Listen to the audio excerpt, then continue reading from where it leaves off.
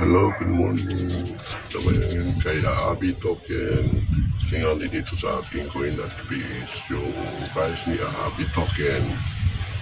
So, mga dito kasi mababa yung kanyang tingnan nyo dito sa CoinGecko ang presyo na 209.70. So, ang kanyang market cap na sa 3 billion, 193 billion. So, magandang token kasi ang kanyang supply ay 16 million maximum supply.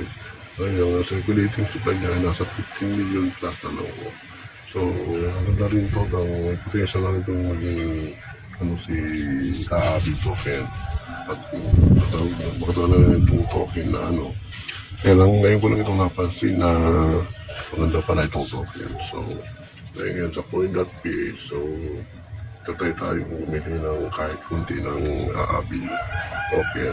So, tingnan natin yung chart. Ang chart ngayon ay nasa 12,450.10 yung price niya.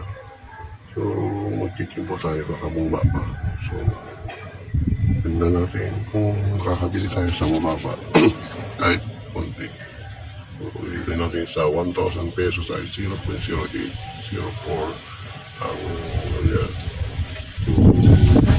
Mamaya magbibili tayo ng Abi Token sa konti lang.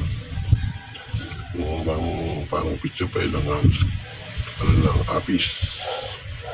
So ito tayo ngayon sa Abi chart. So bibili na tayo ating market price. So 1,000 pesos. Iwain natin itong 1,000 pesos. So,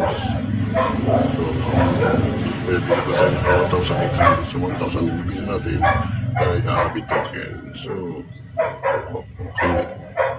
Ilagay natin build na po yung ating buy price. So, tingnan natin ang average price ay 12,880.20 pesos na price. So, nabawas lang ng piso yung ating mura lang transaction dito sa coin.ph. So, dito naman tayo sa OKX. So, ito ay 9.50 ang presyo ni Abi USDT. So, sa itong monthly trend na chart, si Abi ay nasa 3.19 billion ang market niya halos suwares na naman. Ito naman yung money flow na papasa sa feed ng token na ito. So, Abi is 209.55. So, malakas yung volatility sa ngayon. Kaya, ito ngayon talaga yung price natin. Ingat-ingat lang tayo sa trade natin. So, tapos pili-pilin tayo ng coin na pwede sa atin. Talagang pagkatiwalaan natin. Kasi, lalo na sa mga meme coin, ingat tayo. Kasi maraming meme coin na malabas na porag po lang po ang irarag po lang yan. Wala na.